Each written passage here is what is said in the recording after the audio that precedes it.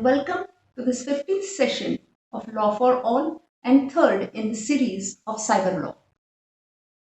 In the last session, we had spoken about sexual harassment on cyberspace, and in that we had seen two offenses, stalking and violation of privacy. This is the second part of the same subject, that is the sexual harassment on cyberspace, and in this we are going to see three offenses which are very much similar and interconnected with each other. First is obscene material in electronic form, which is covered under section 67 of the Information Technology Act. Second is sexually explicit material in electronic form, which is covered under section 67A of the Information Technology Act, and child pornography, which is covered under section 67B of the Information Technology Act. Now, section 67 speaks about obscene material in electronic form. So what does section 67 say? Section 67 says, whoever publishes, transmits, causes to be published or transmitted in electronic form. So we have seen what publishes, transmits and causes to be published and transmitted means. But just as an overview, those who were not with us in the earlier part, for them I would just repeat it in a very short form. Publishes is whoever causes it to be made available to the public and which can be seen by one or more individual person. That is called publication. Transmits is whoever facilitates in sending that material from one place to another, from one person to another, from one device to another device, and causes to be published or transmitted. So the person may not himself do it, but may cause to be done, may cause or may make some other person to do it. So even that person is covered under this term. What? Any material. So what is any material? We'll see what the any material would mean a bit later. Any material, which is how the material has to be.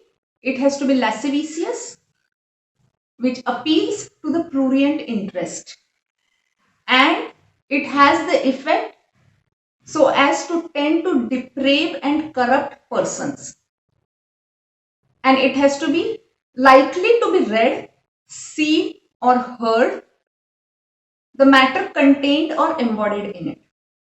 So any material would be video files, audio files, text files, image files, animations, which are stored on CDs, websites, computers, cell phones or any devices. It can be pen drives or any other device which may come up in the course of development of the technology. So if the material is lascivious. So what is lascivious? Something that tends to excite lust. Any material which has the capacity or which has the effect of exciting lust, feelings of lust, thoughts of lust after seeing that material is a lascivious material. Appeals, it arouses the interest. Prurient and lustful thoughts. When you start fantasizing about things. Effect, produces or causes a change. So the material has to be such that because of which your thoughts are changed, your thought process is changed and tend to deprive and corrupt, which means to lead someone to become morally bad. Now this is a little bit of a tricky term because what can be morally right or good in one society may not be morally right or good in another society. But in general, the tendency or it is looked at in a form as what will be objectionable to a reasonable individual. So if some things which are objectionable, which are thought to be morally wrong by a reasonable individual in a society, then those things are categorized as things that tend to deprave or corrupt an individual. Now, obscenity as such has not been defined in Indian law anywhere. But The totality of all these terms, that is, the material is lascivious, it arouses interest, it arouses prurient thoughts, then in totality, it is held to be obscene material. If it offends an reasonable individual's mind to look into that material, then it is categorized as obscene material. So anyone who creates such material, who publishes such material, who transmits such material, many times what happens is people just tend to forward the videos, forward the pictures, and end up being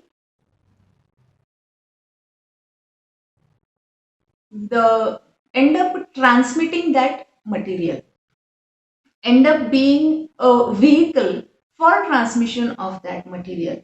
Now, even if you're doing it, you are covered under Section 67 of the Information Technology Act.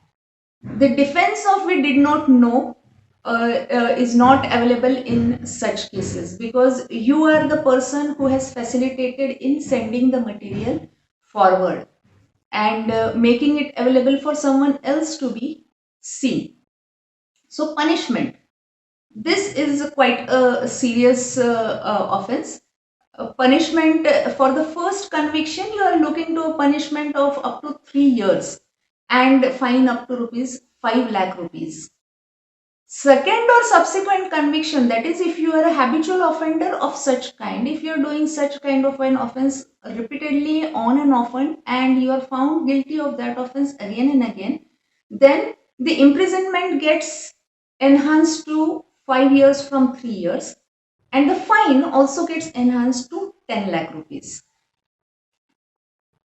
Now you have only attempted to do it. Suppose the offense is not per se committed, but an attempt is made to commit such an offense. Then it attracts an penalty of imprisonment of up to 18 months, and of course the fine remains the same, that is 5 lakh rupees, and an abatement, that is, you are not a person who are actually doing it, but you are a person who is instigating someone else to do it, you are a person who is making someone else to do it, then you are facing an imprisonment up to 3 years and again a fine up to rupees 5 lakhs. Now, this is obscene material. This material can be sexually explicit, it can't be sexually explicit. It can also be something which is only offensive to a reasonable individual. But the next section, which is Section 67A of the Information Technology Act, that deals specifically with sexually explicit material in electronic form. So again, the section says whoever publishes, transmits, or causes to be published or transmitted in electronic form any material which contains sexually explicit act or conduct. Now, here the section becomes very concise and clear. Obscene material can cover a lot of things, but when we come to sexually explicit material, it covers two things. One, sexually explicit act or a conduct. Now, what does that mean? Or how does law look at it? So, law looks at it as sexually explicit conduct is particularly defined or can be categorized as sexual intercourse in whatever form between persons of same or opposite sex or gender. So, if it's an explicit act of entering into a sexual intercourse and that is recorded, that is definitely covered under this section. Bestiality.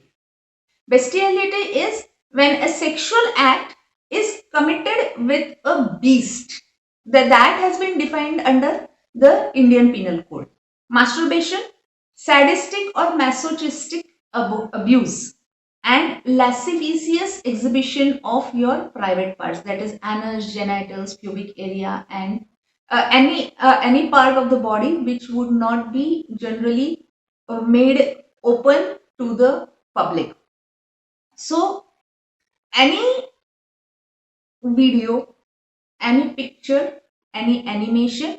Again, we have to fall back on what we have seen under section 67 as to what is a material.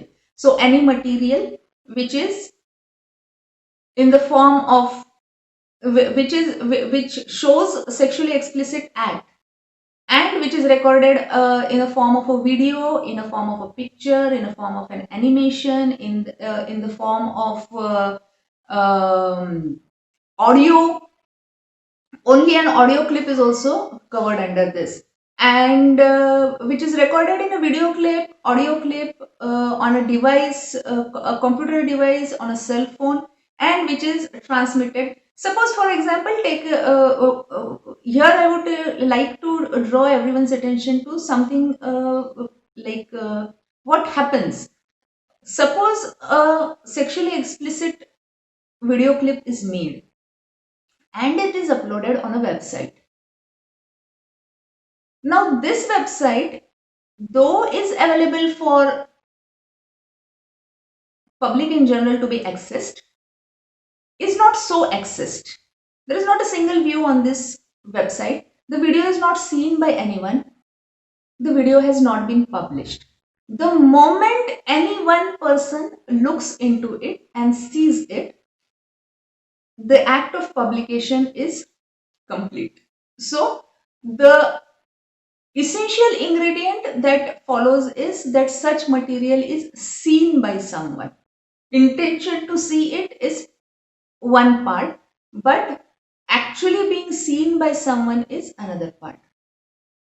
Now, a few years back, there was a movie called Kali Yuga. Don't know how many of you might have seen it, which deals with this particular kind of offenses, wherein there was a couple which had gone on a honeymoon, and while they were in their hotel room, their sexual act was picturized, and thereafter it was circulated on the pornographic sites, and CDs and were made and distributed about it. And thereafter, we may not go into the long story of the movie, but it of course highlights this offense. So that commission of that act, there the waiter, there the hotel person in the hotel or the waiter in the hotel had caused a camera to be affixed in the room of the hotel to record such an act. So if anyone does such an act, the person who causes to install the camera, the person who makes a person to install such a camera with an intention of recording any such act, and a person who thereafter processes it and releases such video films, all are covered under the offense under this act. Now, even those persons who indulge in such acts for say commercial purposes would also be covered under this act, because they very well know that the exhibition of such kind of acts is not permitted by law. So any persons who would be seen in that video, if it is unknowingly, they would be victims. But if they are knowingly, if there is an intention, they know that such a video is being shot and would be published, then even the person who is seen in that video would be liable under this section. Now, where do we see what is the punishment that is seen for this offense? So this offense gives you a punishment of imprisonment up to 5 years and a fine of rupees 10 lakhs on first conviction. On a second or subsequent conviction, which shows that you are an habitual offender and you keep on doing such kinds of activities, then the imprisonment gets extended up to 7 years and the fine is 10 lakh rupees. Attempt to do any such thing attracts the punishment up to imprisonment of 30 months and fine up to rupees 10 lakhs. And abatement, that is causing someone else to do it and commit it, and standing beside that person for the commission of such offense, the imprisonment that you are looking at is 5 years and or a fine up to rupees 10 lakh rupees. Now, having said this, we will have to move forward to the next section, in the same category, that is Section 67B of the Information Technology Act. Now, this is a more sensitive topic, more sensitive subject, and a more serious subject from all aspects, that is the legal aspect, the social aspect, the moral aspect, because this is with regard to child pornography. So, Section 67 and 67B speak explicitly about such acts being done against adults. But this is specifically a section which deals with children, that is, any person who is below 18 years of age. So, what does Section 67B? We'll first see that. Again, whoever publishes, transmits, or causes to be published or transmitted material in electronic form, which, now this part is very important, depicts children engaged in sexually explicit act or conduct. So, we have already seen what is sexually explicit act or conduct. So, when the material is relating to children involving in sexually explicit act or conduct, then you are committing this offense. Second part of it is creates texts, digital images, collects. Now, this is a very, very broad section because it not only speaks about creation, it is also about finding. So, collects, who collects and keeps it with himself or herself, seeks, browses. So, any person who finds it, who tries to search it, who browses it in their browser, under any browser that you may be using, downloads. So after you have found any such material, you download it, advertises it, promotes it, exchanges it. So you are the one who is facilitating it to be given to more than one person, who is promoting it, who is giving it to, who sees to it that it's transmitted to a large number of people, exchanges or distributes. So exchanges is when there is an exchange between two persons, that I give you one picture and you send me back in return another video or any audio file.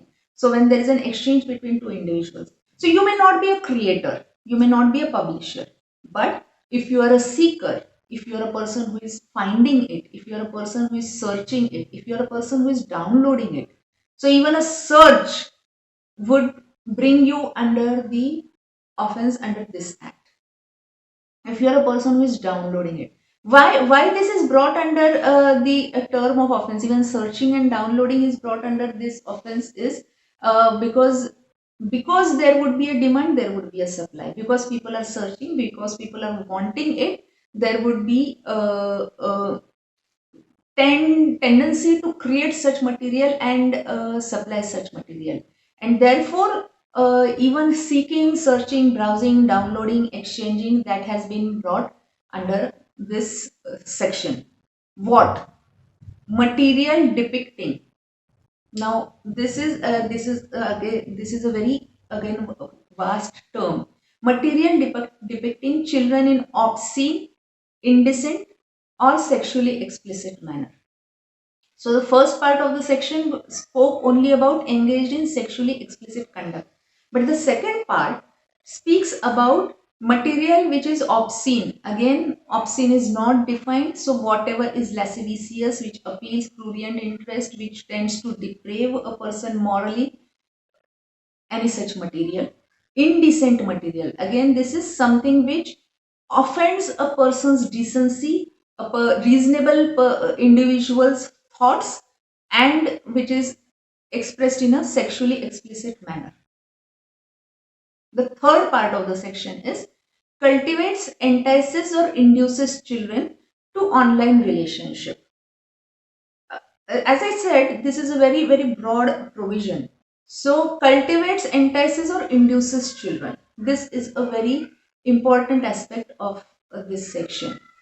With the advent of the internet, with the advent of more screen time, more and more children are there on the internet, browsing, searching, maybe for their studies, maybe for their pleasure, maybe for their games. searching for, it can be for anything, but the fact remains that children are no doubt more on the screen time, more on the internet, along with the adults. So when such children are targeted and a relationship is tried to be formed with them, it's cultivated deliberately. That is, a child is approached, a child is talked to, a child is made to talk to you, made to do some things, entices or induces. So cultivation is one part. So you try to form a relationship with a child, cultivate a relationship with a child. Entices. Enticement is making a child feel that the child is wanted and the child is loved and the child is appreciated for doing certain things, and induced. So induction is you make the child to do something. What? In an online relationship. So the relationship does not have to be a physical personal relationship. It need not be that the person should actually meet the child personally in the physical world. So this relationship or this cultivation, this enticement, this inducement is totally an online relationship with one or more children. So you may the such type of relationship can be cultivated with any number of children. For for what? Now, if you are trying to have a relationship with a child and cultivate a relationship with a child with no such intention, no such intention of sexually explicit conduct, then it's a different part. But if it is being done for and on sexually explicit or in a manner. So the relationship is conducted for conducting a sexually explicit relationship or a manner in which will offend a reasonable adult on the computer resource. So if some person in his right mind, if that person looks into such a relationship, if that person looks into what has been made the child to be done, if that offends the reasonable person, then all such conduct comes under this section. Facilitates abusing children online. This is where we have to take care of who the children are talking with, who the children are in contact with, because it may happen in the very first session where we had spoken about stalking and cyberbullying. Trolling and cyberbullying, I'm sorry. When we had spoken about trolling and cyberbullying, this is one part which gets covered under that as well. So abusing children online. So abuse is not only verbal abuse. Abuse is where the children are made to feel low. Abuse is when the children are made to feel that they are not wanted. Abuse is also where the children are threatened, the children are blackmailed, the children are made to do certain things which the child in normal course would not do.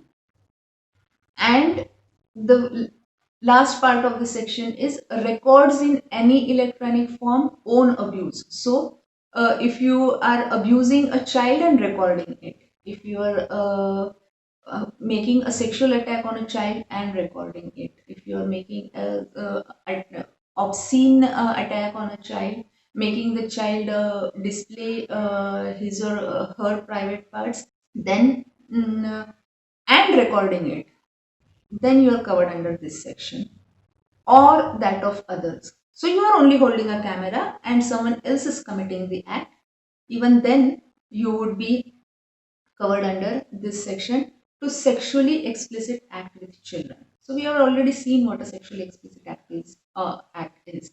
So whenever any such thing is committed with a child, that is recorded, published, transmitted, then you would be covered under this section. This is more this is considered by law to be a more offensive kind of section, and more protection or more things are brought into in it. So Being an adult, if you are searching or browsing for sexually explicit material, you may not come under section 67A. But being an adult, you search for sexually explicit material with regard to child, then you come under section 67B. So not only publishing, transmitting, and causing to be published or transmitted, but even searching, browsing, and downloading and saving such kind of material on your device, that also brings you under the net of this section. The punishment for this is imprisonment up to 5 years and a fine up to rupees 10 lakh rupees. Second or subsequent offense shows you an imprisonment of up to 7 years and a fine of rupees 10 lakh rupees. Attempt is again imprisonment up to 30 months and a fine of rupees 10 lakhs. And abetment is imprisonment of 5 years and fine of rupees 10 lakhs. Abatement is normally held on par with the actual commission of an offense, and therefore the punishment for the same also goes along with the same or in the same category and on the same lines. Now all these sections, all the three sections, that is section 67, 67A and 67B, the investigating officer for all these three sections has to be a police officer not below the rank of an inspector. But since these are also the provisions under under the Information Technology Act, there are two more authorities that are authorized to conduct investigation with regard to these offences, and that is the controller, who is appointed under the Information Technology Act, or an officer who is authorized by such controller. So there would be in effect three authorities that can be approached if you are a victim of a crime under any of these sections. One of the important aspects of the criminal jurisprudence or criminal law is also that you need not be a victim. If you are aware, because all these offences are cognizable offences, so if you become aware of the commission of any such offence, you can set the criminal law in motion, and you can file a complaint with any of these authorities, bringing to their notice the commission of such an offense. Even if you are not a victim or you are not affected in any way, if you come to know about the commission of any such offense, you can set the law in motion. Now, this is a very brief overview of the sexual harassment on cyberspace. There are many other acts that are happening on the virtual world, and all such conducts do come under the one or the other provision of the Information Technology Act.